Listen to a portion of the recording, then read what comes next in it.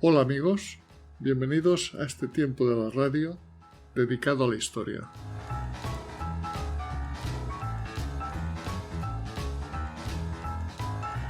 Las guerras no son buenas para nadie. Suponen simplemente muerte y destrucción, tanto para los vencedores como para los vencidos. Pertenezco a una generación que afortunadamente no ha participado directamente en ninguna guerra. No así la de mis padres o mis abuelos o anteriores ascendentes, pues no ha habido en España una generación que no fuera afectada por una guerra. Basta echar un vistazo a los conflictos del siglo XIX y primera parte del XX. Pero las guerras forman parte de la historia, y nada mejor que conocer esta para evitar que las guerras se repitan.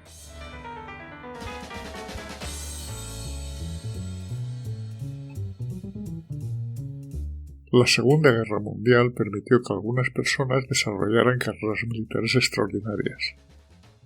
Muchas de ellas acabaron convirtiéndose en mitos. Erwin Rommel, por ejemplo. Su leyenda perduró más tiempo que el rey al que quería servir. Cuando se encontraba en la cima de su éxito, su prestigio obraba sobre el enemigo el mismo efecto que divisiones enteras.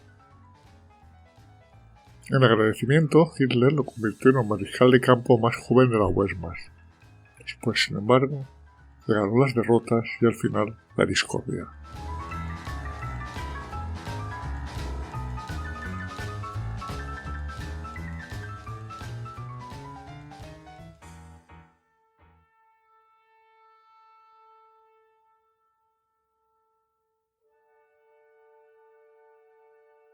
¿Quién fue realmente Rommel? Hoy, casi 80 años después de su muerte, su mito sigue vigente. Rommel nació en Heidenheim en 1891. Era hijo del director de la escuela. En agosto de 1914, coincidiendo con el inicio de la Primera Guerra Mundial, ya era alférez. Y a finales de 1915 ejercía de jefe de compañía en el batallón de montaña de Gutenberg, que acababa de crearse.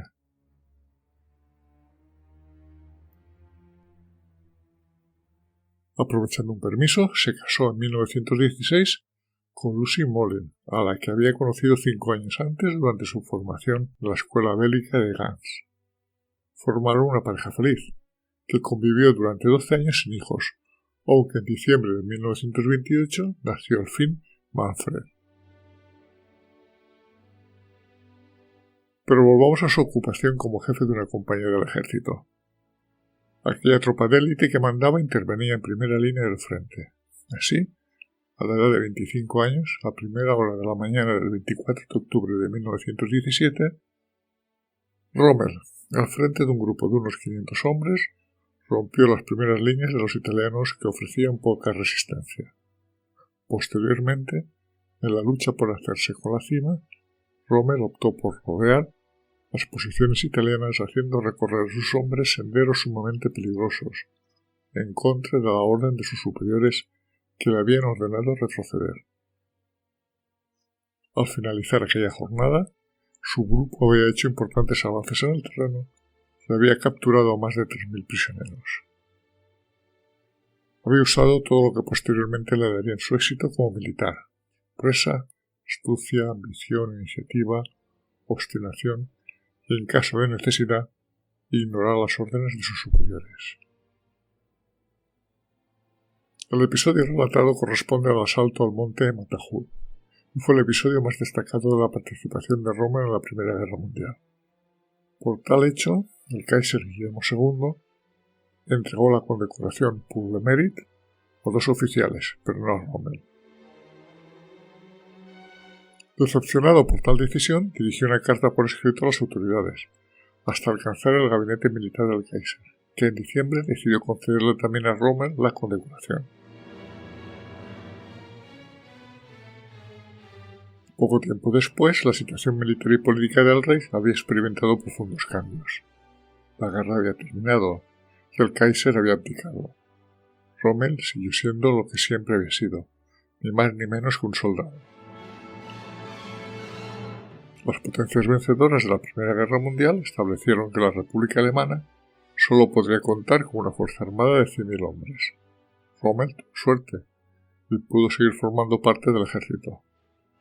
A finales de 1921 lo encontramos como jefe de una compañía de ametralladoras de Stuttgart, en la que se quedó durante casi 8 años. Posteriormente, ya en calidad de capitán, se le ofreció que impartiese clase en la Academia de Infantería de Dresde.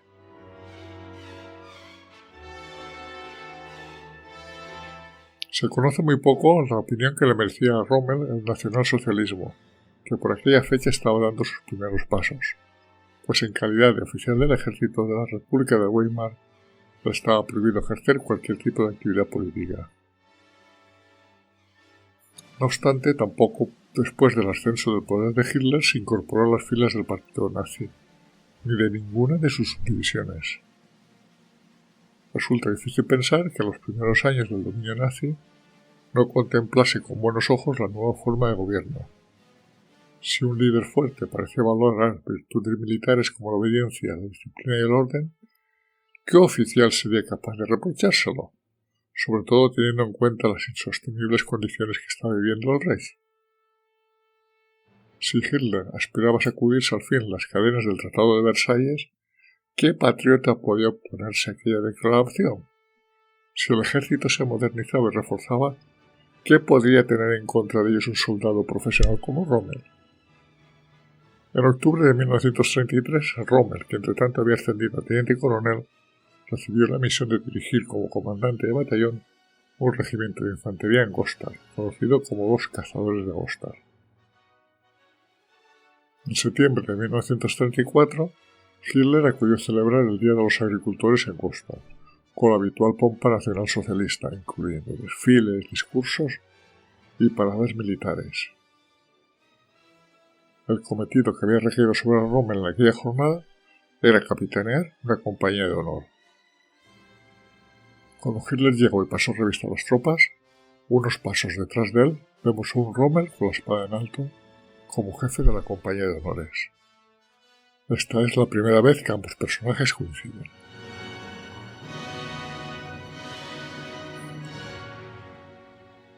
En 1935, Rommel asumió una nueva tarea, esta vez como director de formación de la Escuela Bélica de Potsdam. 2 años más tarde, en 1937, el Ministerio de Defensa del Reich creyó ver en aquel hombre adecuado para actuar como oficial de enlace con la dirección de las juventudes hitlerianas, pero aquello no le pareció bien, y en 1938 Rommel abandonó sigilosamente aquel puesto. Durante estos últimos años escribió y publicó un libro de título La infantería al ataque, que fue del agrado de Hitler y que siempre había buscado oficiales del frente hábiles y sin formación como generales del Estado Mayor, y ese era el perfil de nuestro protagonista. A primeros de octubre de 1938, Rommel asumió el mando del batallón de la Guardia Personal del Führer. En el contexto de aquel cargo vivió de cerca el entusiasmo de la población de la zona de los Sudetes cuando recibían al dictador como si se tratase de un mesías. El propio Rommel fue sucumbiendo cada vez en mayor medida a la fascinación que ejercía Hitler e hizo suya la cruda ideología del dictador durante los denominados cursos de formación nacional política que debían realizar todos los oficiales del ejército alemán. En noviembre de 1938, Hitler le nombró director de la Escuela Bélica de la ciudad de Weimar. Aquel instituto debía convertirse por voluntad del dictador en la academia bélica más moderna de Europa. No obstante, a Rommel no le dio mucho tiempo desarrollar aquel proyecto, pues en marzo de 1939 le llegó su siguiente misión especial, al frente del Comando de Guardia Personal del Führer. Y surgió la ocupación de Checoslovaquia. Al llegar a la frontera, Hitler dudó si debía viajar a Praga directamente por un camino más corto o esperar a que llegase su comando personal de las SS para reforzar su protección. Mientras que varios de los militares presentes se decantaron por la segunda opción, Rommel convenció a Hitler de que hiciera lo contrario, y finalmente Hitler y Rommel emprendieron el viaje en coches descubiertos. Aquella excursión, no exenta de riesgos, a través de las tierras del enemigo, marcó el sentimiento de unidad entre ambos. Cuando en el verano de 1939 la crisis con Polonia alcanzó su punto de tensión máxima, había multitud de mensajes que indicaban que iba a estallar una guerra, pero Rommel no quiso verlas. Estaba profundamente convencido de que Hitler, quien como soldado había conocido el horror de la guerra, haría todo lo posible para mantener la paz. El 23 de agosto, ya en calidad de general de división, se le volvió a destinar al cuartel general del Führer. El servicio que prestaba Rommel apenas se diferenciaba de las intervenciones que había realizado anteriormente junto con el comando de guardia personal del Führer. Lo único que cambiaba es que ahora quienes rodeaban a Hitler debían avanzar tras una tropa que iba combatiendo. Por eso Rommel admiraba aún más al dictador, que en aquellos días realizaba numerosas visitas a las tropas en coche descubierto y en zonas que, lejos de estar controladas, se encontraban todavía en pleno combate. El soldado político se sentía cada vez más y más atrapado por la magia del dictador. Admiraba la capacidad de Hitler para captar rápidamente puntos esenciales y a partir de ellos dar soluciones, y constató con satisfacción que las ideas de Hitler sobre lo que era una guerra moderna coincidían con las suyas. El uso de tanques y unidades blindadas que permitió avanzar en Polonia a toda velocidad y concentrar la artillería suponía una concepción completamente nueva de la lucha. Por eso era previsible que cuando la oficina de personal del ejército le preguntó por sus preferencias, Rommel pidiese oponerse al mando de una división blindada. Pero inmediatamente surgieron dudas sobre la capacidad que podía tener un oficial de infantería sobre las posibilidades de las armas blindadas.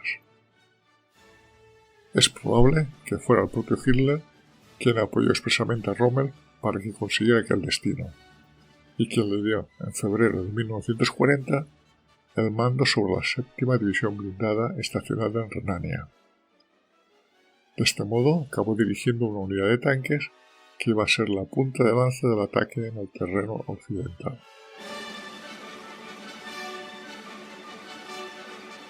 Y el 10 de mayo de 1940 empezó la invasión de Occidente.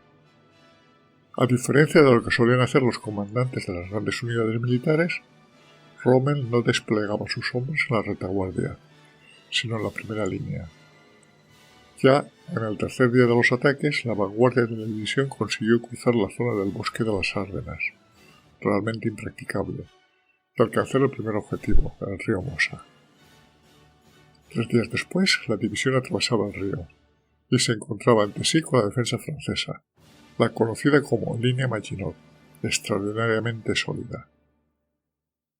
Pero también este punto se pudo tomar mediante un ataque masivo de artillería. Fue entonces cuando comenzó para Rommel la guerra que siempre había deseado liderar. Liberado de las obligaciones de seguir las órdenes de parada de sus superiores, avanzó como un poseso, convencido intuitivamente de que estaba haciendo lo correcto. Pronto amigos y enemigos conocieron a sus tropas como la División Fantasma. Si el enemigo hubiese tenido tiempo de atacar, Rommel no habría sido capaz de repeler los contraataques. Además, se daba la circunstancia de que la movilidad de la división mandada por Rommel era tal que incluso su propio Estado Mayor desconocía su ubicación exacta.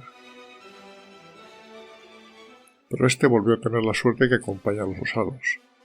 El enemigo se sentía tan conmocionado por el ataque alemán que era incapaz de ofrecer una defensa sistemática. Cuando el 1 de junio acabó la primera parte de la campaña, Rommel estaba a las puertas de la ciudad de Lille. Su división habría logrado capturar, sin sufrir demasiadas pérdidas, más de 7.000 prisioneros franceses. Se había hecho con una elevada cantidad de tanques del enemigo y había destruido varios centenares de carros de combate. Este éxito le valió a Rommel la Cruz de Caballero y la felicitación personal de Hitler.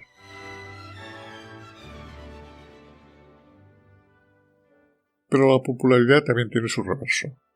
Como favorito de Hitler, no gozó de gran prestigio entre los mandos militares, hasta el punto de que el jefe del Estado Mayor, Franz Helder, aseguraba que se trataba de un general enloquecido, que una y otra vez ignoraba las órdenes recibidas.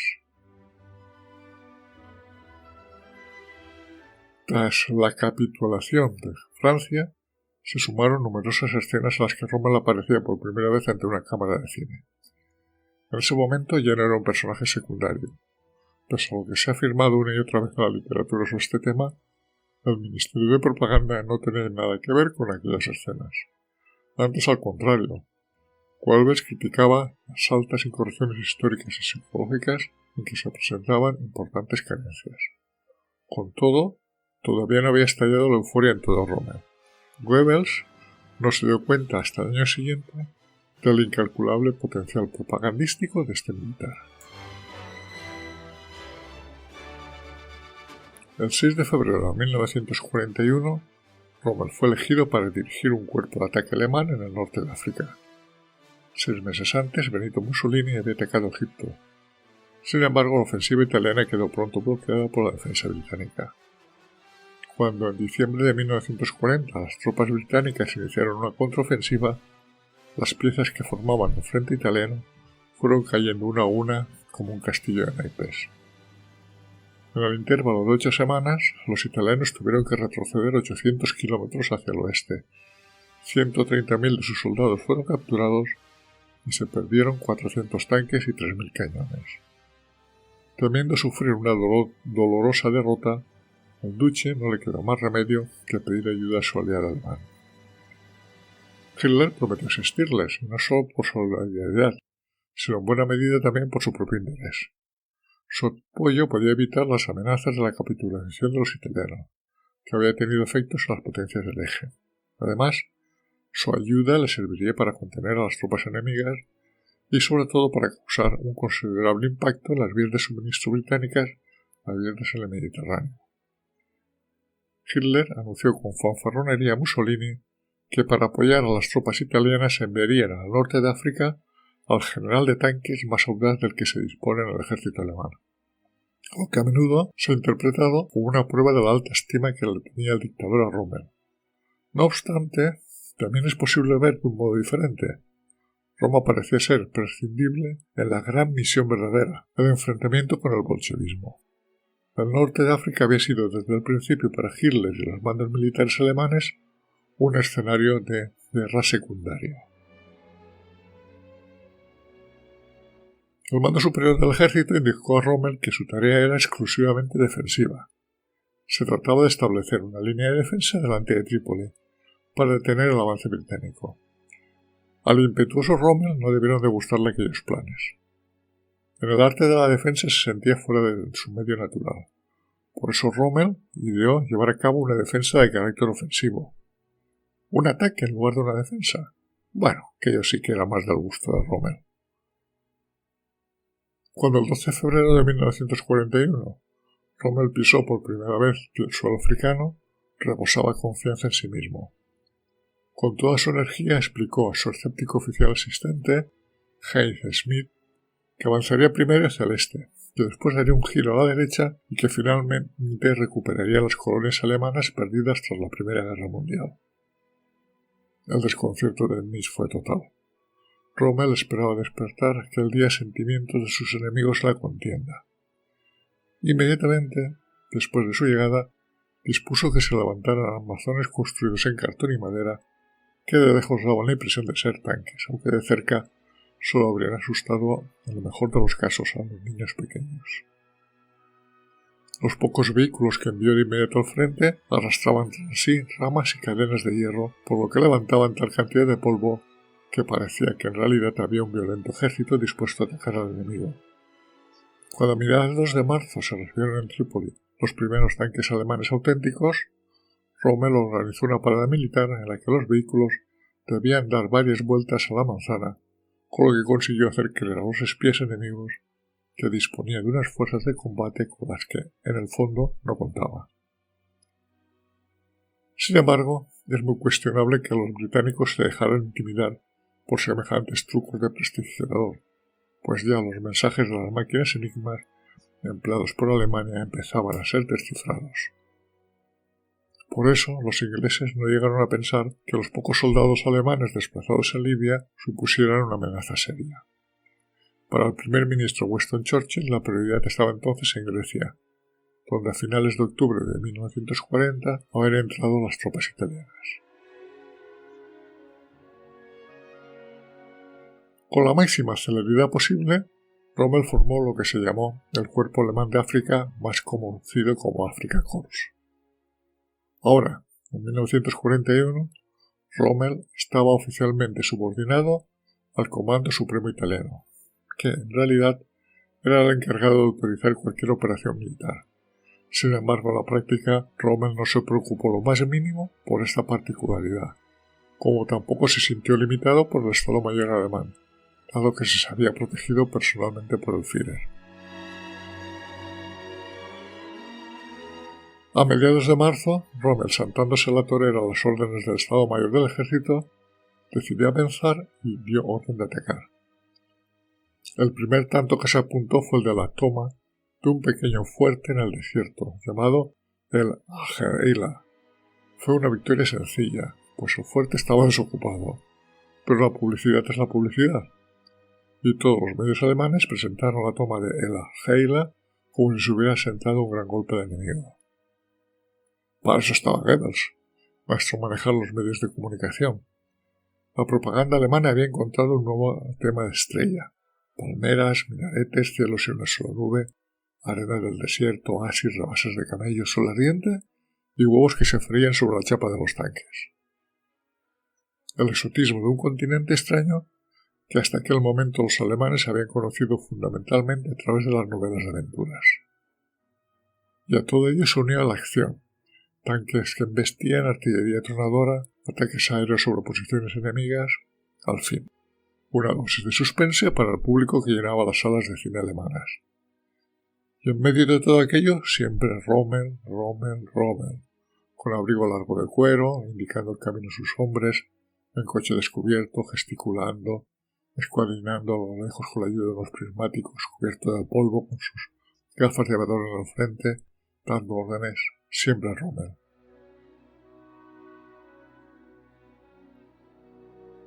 El general del desierto se había convertido en un objeto verdaderamente complaciente para la propaganda. Ningún otro general de la Wehrmacht estaba tan convencido de la importancia del uso de esta herramienta, como observó con satisfacción el propio Goebbels. Mientras que otros jefes de tropa toleraban de mala gana a los hombres de la propaganda y los corresponsales de guerra, Rommel los mimaba. Posaba una y otra vez para conseguir la mejor imagen, repetía las escenas y no respondían a sus expectativas. Vamos, para entendernos. Se envolvía como un verdadero actor de Hollywood. Y una pregunta: ¿lo hacía por vanidad personal o porque comprendía que aquello era necesario? No me cabe la menor duda, lo hacía simplemente por su propio interés. Con todo, la propaganda tiene también su lado oscuro. Así, en abril de 1941, el seminario nacionalista Das Reich atribuyó a Rommel una trayectoria impecablemente nacionalsocialista. Lo presentaba como un hijo de trabajadores que tras la guerra había abandonado el ejército y que finalmente se había convertido en uno de los primeros jefes de la SA, lo cual no era cierto. Rommel se quejó de esta falsedad de la historia, pero Goebbels siguió lo suyo. Rommel era un héroe y los seres en Alemania eran nazis, de pie a cabeza. Era el precio a pagar por ser el señor de la guerra del desierto. Y la guerra en el norte de África siguió. Lo que los soldados británicos habían ocupado en 2 meses, el Afrika Korps de Rommel, aún incompleto, lo recuperó en apenas 2 semanas. Los ingleses flipaban. Lo que descifraban de las órdenes emitidas por Enigma del Estado Mayor hacia Rommel no cuadraba para nada con las actuaciones de este. Era una mente libre, y lo que le dirigieran desde el cuartel general le daba igual, al menos por el momento. Y en todo este frente bélico, lleno de victorias para Rommel, había una espina clavada: Tobruk, una ciudad portuaria que se encontraba rodeada por un círculo defensivo de casi 50 kilómetros. Extensas barreras contra tanques, alambradas y campos de mina bloqueaban el camino hacia este enclave. La fortaleza recibía avituallamiento por vía marítima y contaba con una sólida defensa gracias a un contingente de tropas británicas. La toma de Tobruk no podía realizarse con grandes movimientos en el desierto, que era lo que dominaba Rommel, sino que necesitaba otro tipo de estrategia. Pero eso no le vio a nuestro protagonista. Cometió un error fatal. En varias ocasiones ordenó a sus tropas, numéricamente muy inferiores, que arremetieran contra el enemigo. Por todas partes le salió al paso el intenso fuego defensivo de los británicos. En los 2 primeros días de ataque, los alemanes perdieron más de 1.200 hombres. El domingo de resurrección de 1941, Rommel, impasible, envió otros 500 hombres y 20 tanques al ataque. Solo volvieron 16 soldados en vida.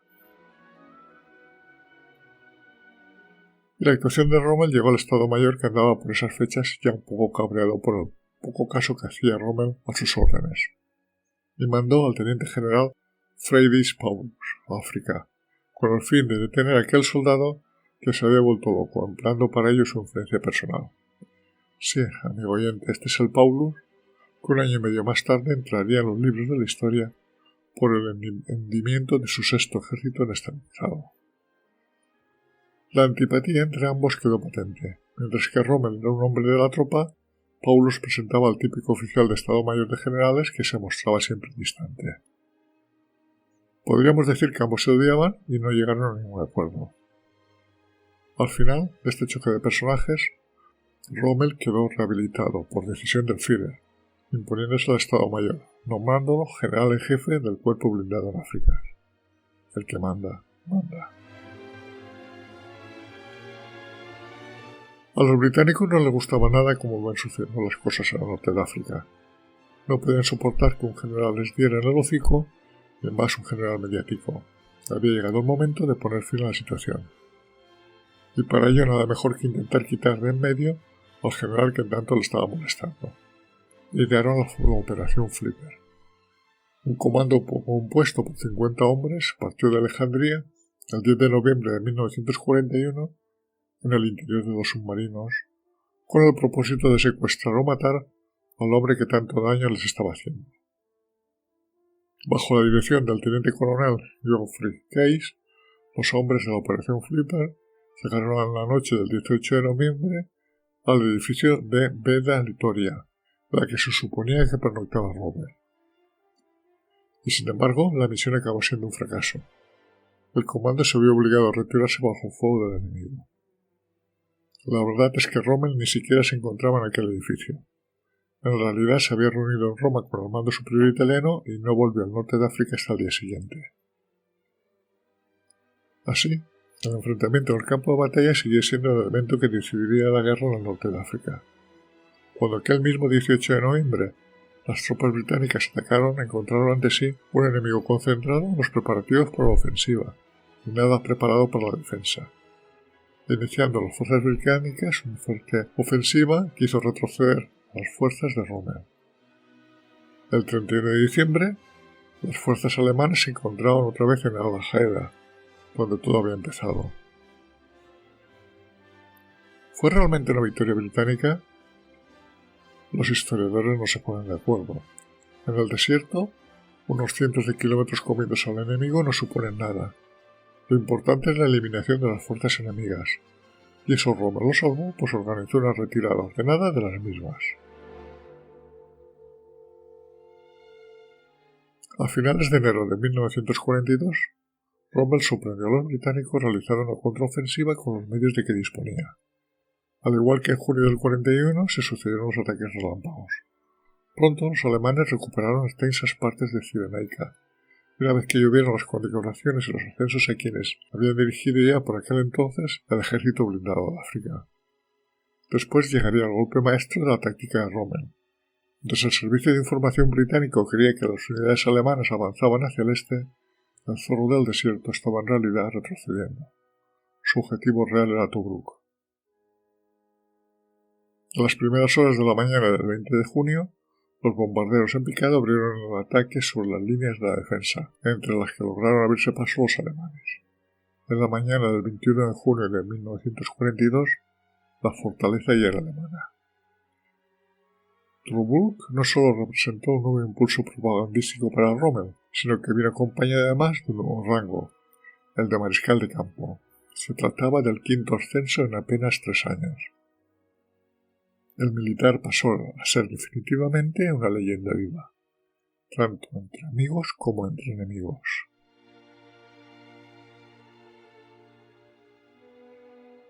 ¿Fue realmente Rommel aquel caudillo que la propaganda alemana mostraba?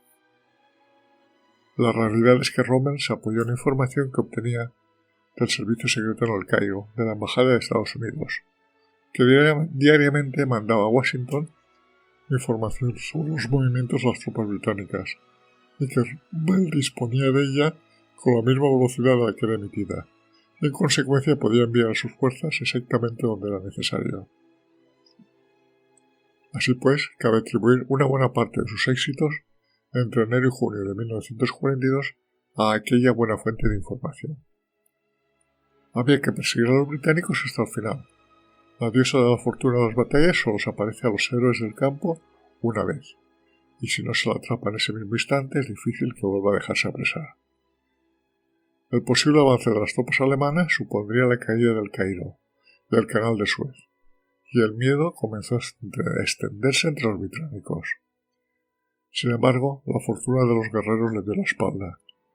Primero, a principios de julio de 1942, se agotó la fuente de información que procedía del Cairo.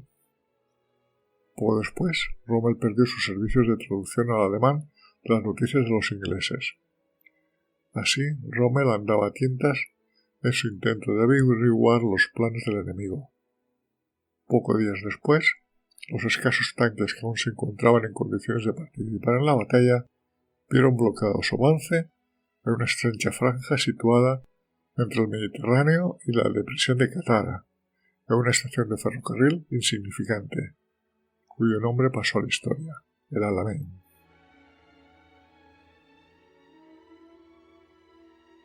Bajo las órdenes de su nuevo general en jefe, Bernard Montgomery, en octubre de 1942 los británicos lanzaron una contraofensiva, que dada su superioridad aérea y el dominio de sus tropas terrestres, apenas dejó opción a los alemanes.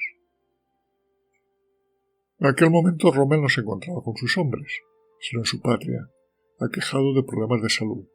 De todas formas, no habría podido aportar gran cosa ante los tanques, aparte de su fama. Pero, ¿qué era el mito de Rommel frente a casi 1100 tanques de Montgomery? Así pues, no había más remedio que retirarse de forma ordenada. Y sin embargo, cuando Rommel solicitó una autorización para ello a su máximo superior, recibió una respuesta muy clara: resistir, no retroceder ni un paso y emplear todas las armas y todos los combatientes. El único camino era victoria o muerte. Sin embargo, cuando comprobó las consecuencias de aquella idea, se decidió a actuar por su cuenta para salvar lo poco que aún podía salvarse. La realidad es que apenas quedaba ya nada que salvar, pues a su espalda las tropas británicas y estadounidenses habían llegado al norte de África, y se dio cuenta que se estaba exponiendo una guerra de dos frentes. Solo quedaba una opción: retirarse de África y reservar para el combate de Europa su valioso material y las unidades que aún estaban preparadas para la lucha. Y lo propuso Hitler, y este perdió los papeles y le prohibió la evacuación. Y sucedió lo inevitable. Hasta mayo de 1943, el grupo del ejército de África siguió ofreciendo resistencia, hasta que llegó el momento de la capitulación, en la que, en cualquier caso, no estuvo su gran comandante, pues unos meses antes, el 9 de marzo, Rommel fue convocado a Berlín. Era preciso dejar el nombre del zorro del desierto al margen del amargo final que esperaba a las tropas destinadas a África. Su legendaria fama no podía quedar manchada con una derrota. En aquel momento comenzó la gira del mariscal de campo, celebrado como caballero invicto. Se sucedieron los libros y las intervenciones en la radio, y los objetivos de las cámaras de los noticiarios semanales se abalanzaron sobre él. Es cierto que este activo jefe militar no acababa de encontrarse cómodo con su papel, pero no llegaba a ninguna nueva misión. Hitler, según se decía, quería reservarlo para tareas complicadas, en las que se necesitara urgentemente un líder capaz de improvisar. En el verano del 43 se le encontró un nuevo campo de acción. Las tropas aliadas habían desembarcado en Sicilia y la ruptura del eje Berlín-Roma parecía inminente, Cuando el mando supremo italiano concertó un armisticio con los aliados y en consecuencia el país dejó de existir como sostén para los alemanes, los hombres de Rommel ocuparon, a partir del 8 de septiembre, el norte de Italia, mientras que el mariscal de campo Kesselring trataba de detener la ofensiva de los enemigos en el sur. Con todo, la intervención de Rommel se encontró con el obstáculo de unas estructuras de mando poco claras y de los constantes dudas de Hitler, así que esta misión acabó siendo un mero episodio sin importancia. A principios de noviembre de 1943, Rommel intervino en el que sería su proyecto final en la Francia ocupada. Hitler lo nombró inspector de las instalaciones de la defensa del oeste, que debían detener el desembarco de los aliados en la costa del canal. Su presencia cada vez mayor en los mensajes propagandísticos alemanes que se lanzaron los meses siguientes reveló con claridad cuál era el principal papel que Hitler le había reservado.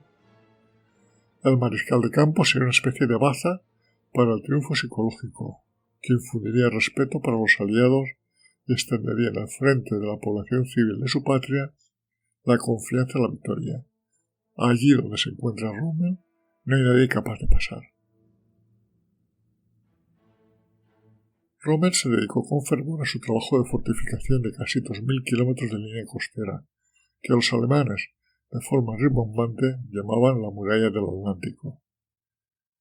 Rommel consiguió grandes cantidades de acero y hormigón que le permitieron ampliar las construcciones destinadas a la defensa, y le echó grandes dosis de imaginación, utilizando, entre otras cosas, unas estacas de madera clavadas en el suelo que deberían impedir el aterrizaje de planadores que los norteamericanos denominaron los espárragos de Rommel. Frente a las armas fabulosas de las que hablaba pomposamente la propaganda nacional socialista, ahora Rommel contaba al fin con armas verdaderas, con las que debía obrar el milagro de repeler el desembarco aliado. La pregunta que se planteaba en aquel momento era: ¿por dónde se producirá el desembarco? La respuesta provocó problemas fundamentales que dificultaron el trabajo de Rommel. El caos y las diferencias de opinión acerca de la estrategia de defensa que resultaría más adecuada reinaba entre los principales generales. Ernst von Rosted, general jefe del oeste, esperaba que el desembarco se produciría en la franja más estrecha del Canal de la Mancha, en Calais, y quería dejar que los nutridos contingentes de tropas de los aliados avanzasen desde la costa para destruirlos después. Rommel, en cambio, optaba por atacar a las tropas enemigas directamente a la fase de desembarco y enviarlas de nuevo al mar, y contaba también con un desembarco en Paso de Calais. Precisamente fue Hitler quien consideró Normandía como uno de los posibles sitios a los que se iniciaría la ofensiva aliada. Sin embargo, no acaba de decidirse por la opción de concentrar todas las fuerzas decisivas en la costa normanda. El resultado fue una concesión poco sólida a todas partes, que trataba de contentar a cada interviniente y que al final no fue útil a nadie.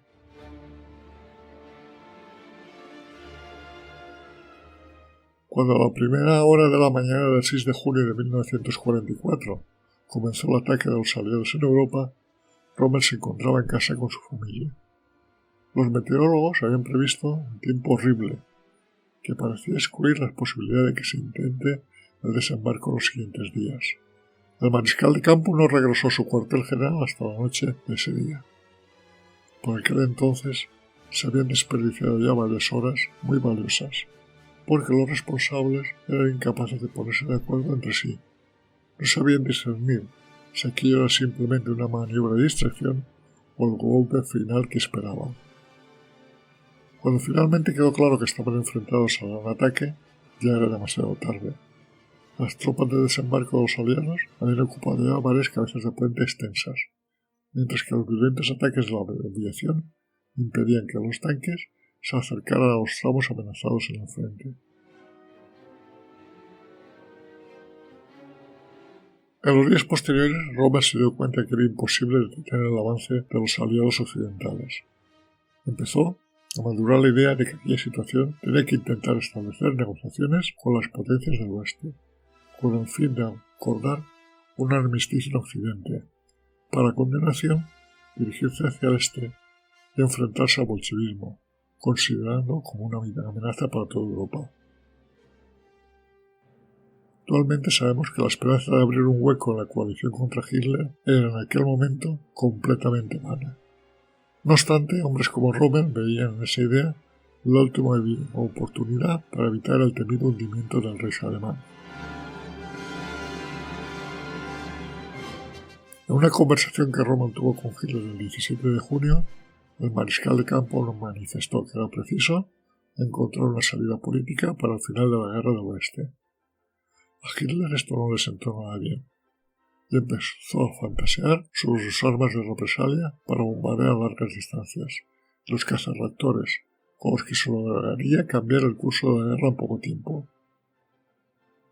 El 29 de junio, en Bergo, la residencia alpina de Hitler, en los Alpes, Rommel intentó una vez más convencerle de la necesidad de encontrar una solución política. Sin embargo, el Führer no le permitió seguir hablando y le invitó a abandonar la sala. Aquella fue la última vez que el Führer y Rommel se vieron físicamente. Hay testigos que expresaron posteriormente que tras esta última reunión con Hitler, Rommel manifestó su intención de abrir el frente occidental para que los británicos y estadounidenses llegaran a Berlín antes que los rusos. Pero ello no parece lógico conociendo el carácter de Rommel. En la noche del 17 de julio, el coche en el que Rommel regresaba de una visita al frente se encontró en medio de un ataque aéreo enemigo. El chofer de Rommel perdió el control del vehículo y este se había despedido sufriendo graves lesiones en la cabeza. 3 días más tarde explotó en el cuartel general de Hitler, la guarida del Lobo, la bomba que había preparado Stauffenberg para matar a Hitler. Aquella tentativa de acabar con la vida del tirano pretendía demostrar al mundo que no todos los alemanes estaban dispuestos a seguir ciegamente a Hitler en su hundimiento. ¿Qué papel desempeñó en todo aquello Rommel? ¿Qué es lo que sabía? ¿Qué es lo que autorizó? Vayámonos unos años atrás.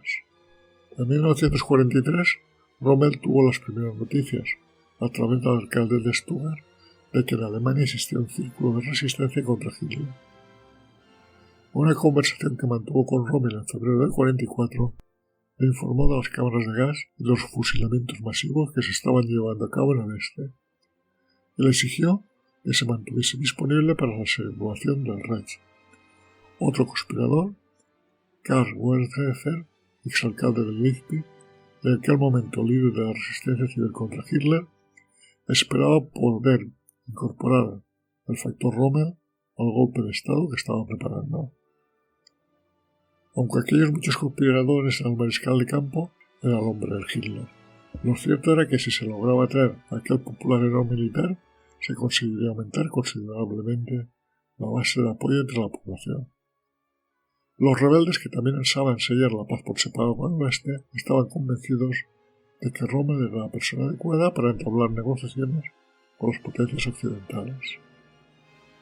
Los oficiales encargados de tratar de forma definitiva al mariscal del campo al bando de los conspiradores eran fundamentalmente dos: el teniente general Hans Speidel, que desde mediados del 44 hacía las veces de jefe de Estado Mayor de Rommel, y Kaiser von Hofhacker, asistente del comandante alemán al cargo de la Francia ocupada. Como es natural, no se registraron por escrito las conversaciones mantenidas. A fecha de hoy, si analizamos las declaraciones que se conservan, veremos que se contradicen entre sí en los puntos tan importantes como: ¿conocía Rommel los planes del atentado? ¿Los autorizó? Una visita que Hofhacker hizo a Rommel el 9 de julio del 44 adquiere en ese sentido una relevancia fundamental. Llegó como él mismo asegura a su regreso a París, a confesar todas las verdades al mariscal de campo. Tras el fracaso del golpe de Estado, Hofhacker fue detenido. Tras ser torturado, declaró que Rommel se había puesto a disposición de la causa si el atentado hubiera salido bien. Primer golpe para inculpar a Rommel. A principios de septiembre de 1944, Speidel, el que fuera mano derecha de Rommel, también encarcelado, declaró que él mismo había planeado el atentado que había informado al respecto a Rommel, si bien el mariscal de campo se abstuvo de denunciar los preparativos que se estaban realizando. Segundo golpe para incorporar a Rommel. Y un dato sobre este Spider: si realmente estaba al tanto del asesinato de Hitler, ¿cómo es que no resultó condenado a muerte por el Tribunal de Honor del Ejército que juzgó a todos los implicados? Esa es otra historia. Este hombre quizá necesite todo un podcast en exclusiva por sus andanzas. Pero volvamos a Rommel.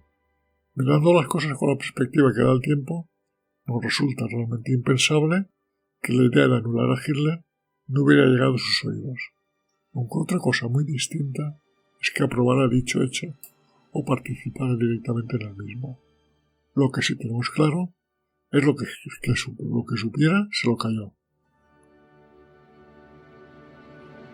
Después del 20 de julio nadie molestó a Rommel, aún estaba gravemente herido. Cuando a principios de agosto del 44 se mostró a Führer un material que contenía indicios contra su mariscal de campo, Hitler se sintió afectado y decepcionado, pero se limitó a ordenar que le interrogaran una vez que se haya restablecido y que lo dejaran marchar después. Rommel era mucho Rommel. Durante los meses de julio y agosto, en los que Rommel se reponía de las heridas en su casa, hubo dos movimientos para de alguna manera deshacerse de él.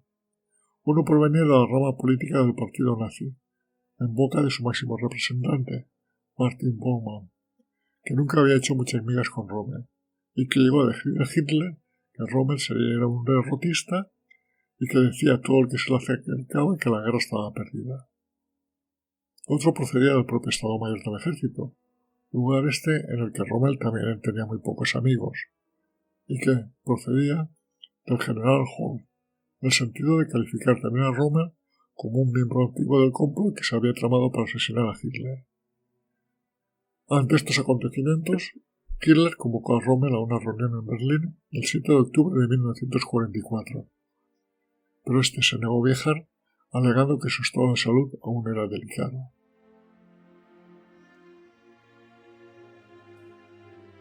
El dictador tomó esta negativa como una confesión de su culpabilidad, y solo 6 días más tarde, dos generales del Estado Mayor se presentaron a la vivienda de Rommel. Eran Burdo y Meis, con la misión de arrastrar a Rommel por su implicación en el atentado de Hitler. Y que decir tiene que Rommel no se esperaba tal hecho. En una reunión de media hora, los generales les pusieron a Rommel las dos opciones de las que disponía. O bien se suicidaba y no le pasaba nada a su familia y tenía un entierro acorde a un mariscal de campo, o bien se sometía a un juicio del Tribunal del Pueblo en Berlín y sería tratado como traidor, despojándolo de todos sus bienes de sus herederos y condenado a muerte. Rommel eligió el que menos daño origina a su familia y decidió suicidarse. Y cosas de la vida, también era el que Hitler prefería. Salió de la reunión, se despidió de su mujer y su hijo, subió al coche con los dos generales y 10 minutos después el coche paró y el general Burdo le entregó la pastilla que contenía el veneno mortal y poco después el mariscal de campo había muerto. Ni que decir tiene que hubo funeral de Estado por todo lo alto. Para los nazis era muy importante mantener engañada a la opinión pública. Irónicamente, el suicidio de Rommel ha contribuido en buena medida en mantener el mito de Rommel al margen de la derrota militar de la Alemania nazi. Tras la guerra, los historiadores se prestaron a conservar la imagen de genio y caballero militar que ya había creado la propaganda bélica inglesa, y que los alemanes derrotados hicieron suya de muy buena gana.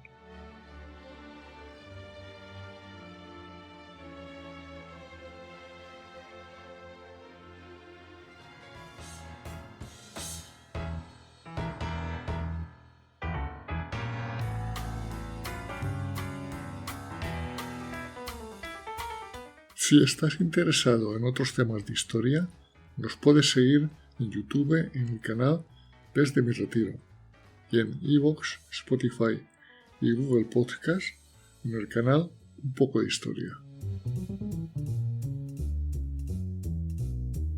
Este proyecto radiofónico, creado desde mi retiro en la España profunda, es una realización, para bien o para mal, de José Luis García, ciudadano del mundo.